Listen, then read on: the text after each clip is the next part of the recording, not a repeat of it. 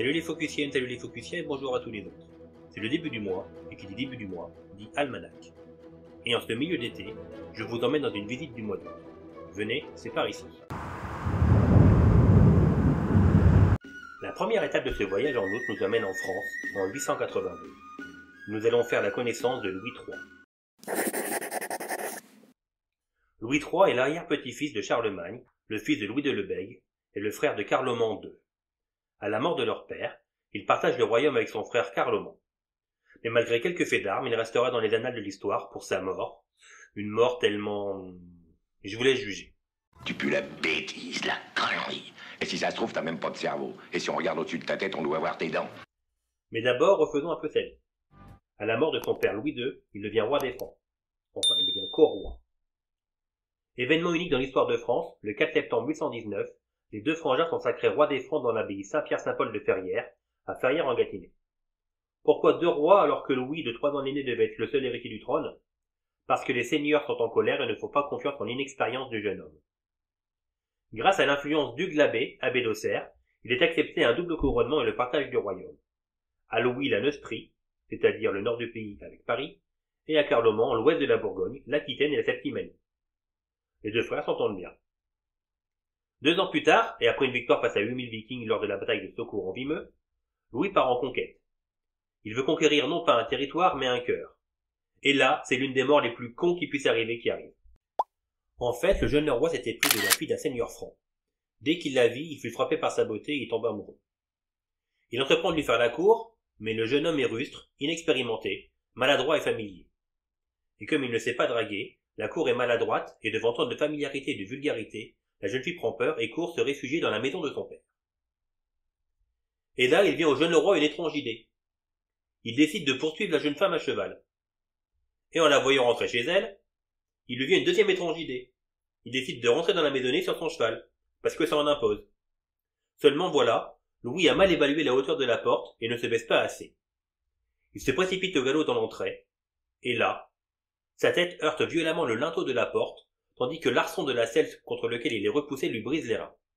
Il tombe de cheval, évanoui, la tête en sang, et le corps brisé. Il est transporté ainsi blessé au couvent de Saint-Denis, où on espère que les saints lui rendront santé. Mais il meurt 2 jours plus tard, à la suite de ses blessures, le 5 août 882. Louis est jeune et il n'a pas d'enfant, et c'est donc Carloman, 16 ans, qui réunit le royaume de son père en récupérant la couronne de Neustrie. Vous vous souvenez, les deux frères avaient été sacrés en binôme à Ferrières-en-Gâtinais dans le Loiret. Mais ironie du sort, Carloman meurt lui aussi prématurément en 884 d'un bête accident de chasse. Une blessure à la jambe suite à un violent coup porté accidentellement par un de ses propres vassaux. À la mort des 2 rois, un 3e frère doit prendre la suite. Charles le Simple. Mais bon, le gamin n'a que 5 ans et les puissants du royaume refusent de voir un homme monter sur le trône. Ils refusent donc le trône et la couronne au roi de Germanie, Charles le Gros. Mais le roi obèse est incapable de régner. Il souffre de migraines et de convulsions. On le trépane pour le soigner, bien sûr on trouve rien, et puis on le vire après 3 ans de règne. Charles montera enfin sur le trône à 19 ans, mais ça, c'est une autre histoire. Pour arriver à la seconde étape du voyage, il faut traverser la Manche et arriver à Londres en 1888, au cœur de la période victorienne, en pleine époque d'industrialisation, des succès de Jules Verne et de la science triomphante. À cette époque, Londres est une ville immense, la plus peuplée du monde, traversée par des fumées de cheminées d'usines et les vapeurs des machines.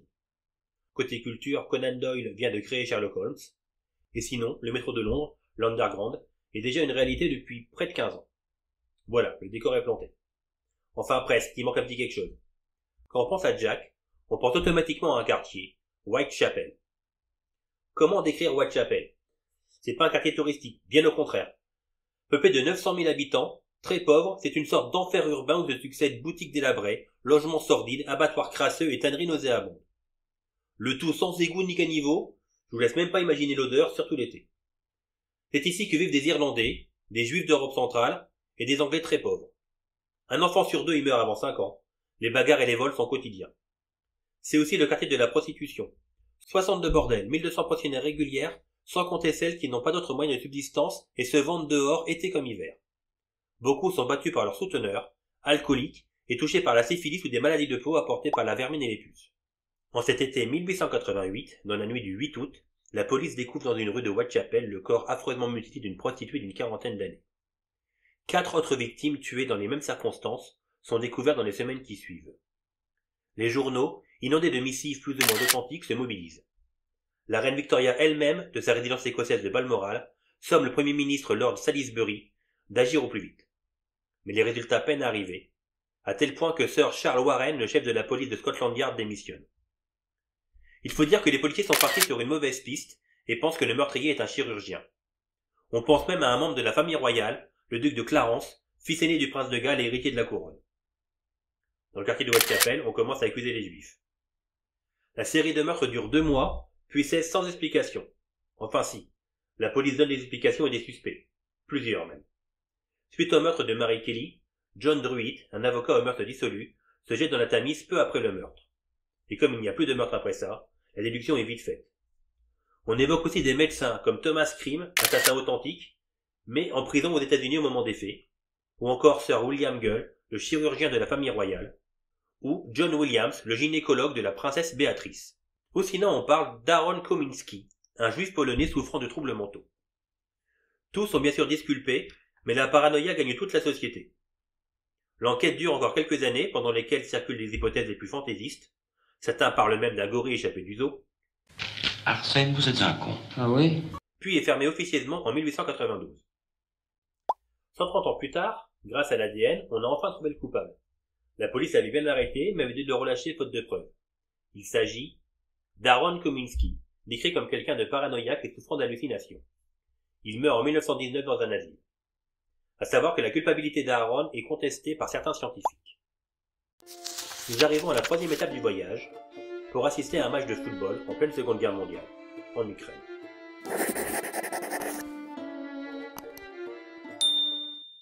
Pendant la Seconde Guerre mondiale, l'Allemagne prend possession de Kiev et, après un an d'occupation, la propagande nazie organise un championnat de football pour rétablir un semblant de vie.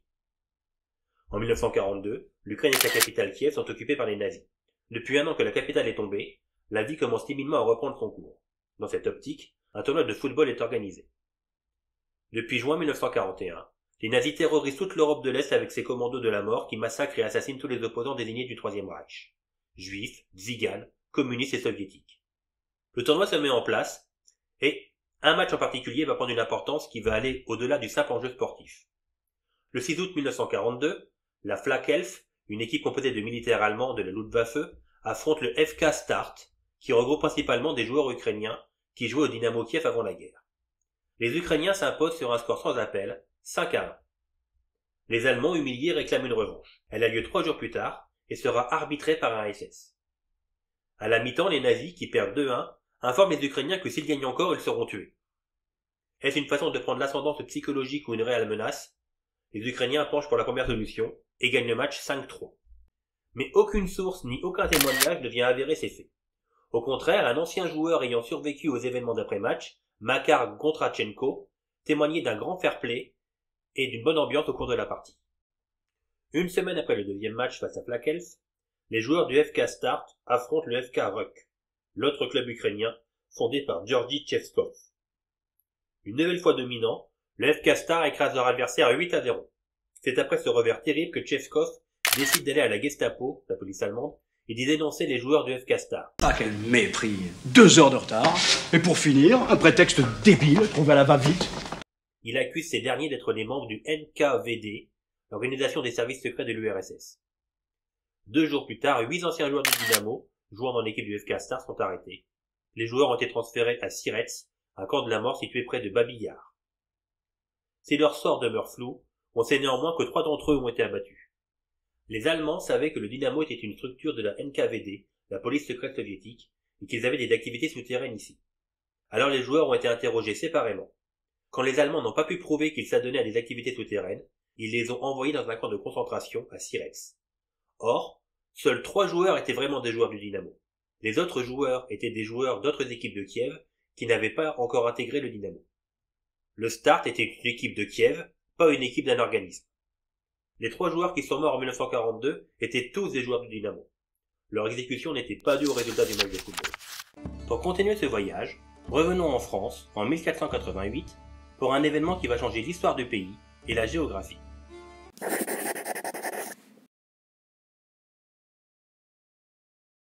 Le 19 août 1488, le duc François II de Bretagne est obligé, à contre-cœur, de signer avec le jeune roi de France Charles VIII le traité du Verger, qui met fin à la guerre folle et donne au roi de France un sérieux gage sur la Bretagne, jusque-là indépendante. La guerre folle a lieu à cause des grands seigneurs qui s'ennuient et qui sont en mal de reconnaissance. Il croit pouvoir en imposer à Anne de Beaujeu, et pour cela, s'allie avec François II de Bretagne, qui craint pour l'indépendance de son duché, ainsi qu'à Louis II d'Orléans, le futur Louis XII. Louis II d'Orléans est colère contre les Valois. Louis II est le fils de Charles d'Orléans qui fut mis en prison à Londres pendant 25 longues années après la bataille d'Azincourt. Louis XI l'oblige à épouser sa fille, Jeanne la Boiteuse, dans l'espoir que le mariage sera stérile et que s'éteindrait la lignée des Orléans, qu'il déteste et qui menace la branche des Valois. Dès le mois de janvier 1485, le duc d'Orléans tente sans succès de soulever les Parisiens et de renverser la régente, mais Anne de Beaujeu a vite fait de le ramener à la raison. En 1486, la querelle rebondit de façon plus brutale, tandis que l'empereur Maximilien Ier de Habsbourg arrive dans le nord du royaume. Louis d'Orléans se réfugie à Nantes, chez son allié, le duc de Bretagne. Les deux compères réunis, ils se lancent dans ce que l'histoire appellera un siècle plus tard la guerre folle. Le roi nomme le jeune Louis II de la Trémoille à la tête de son armée avec le titre de lieutenant général, et le 28 juillet 1488, il remporte une victoire décisive dans une ville à côté de Fougères. Mais le dernier acte ne fait que commencer, mon cher. J'ai toujours rêvé de dire ça, je sais pas pourquoi, c'est nul. Le duc François II, vaincu, doit signer le 19 août 1488 le traité du Verger, par lequel il promet que sa fille et héritière Anne ne se mariera pas sans le consentement du roi de France. Celle-ci a été fiancée à Maximilien de Habsbourg, ce qui aurait donné la Bretagne aux ennemis de la France, et par ce traité, le roi reprend la main. Et cette dernière clause va permettre le rapprochement du duché de Bretagne au royaume de France. En effet, à la mort de son père en septembre 1488, Anne de Bretagne hérite du duché. Le roi de France fait alors annuler par le pape le mariage entre la duchesse de Bretagne et Maximilien Ier du Saint-Empire, motif d'un retour à la guerre entre la France et la Bretagne. Si Anne de Bretagne consent à cette annulation, elle refuse d'épouser à la place un simple prince français et impose son union au roi de France. C'est ainsi que Charles VIII épousa Anne de Bretagne en 1491, mariage qui permit notamment au roi de France d'obtenir l'administration du duché de Bretagne. François II meurt 3 semaines après la signature du traité et ne verra pas le mariage de sa fille avec le roi Charles VIII, et encore moins son remariage avec son successeur, Louis XII, qui n'est autre que le duc d'Orléans défait à Saint-Thomas-de-Cormier, près de Fougères. Merci d'avoir visionné cette vidéo, j'espère qu'elle vous a apporté des informations. En attendant, merci de mettre le pouce bleu, de partager, de vous abonner et d'activer la cloche si vous ne voulez pas rater les prochaines vidéos. Vous connaissez le principe et ça aide la chaîne.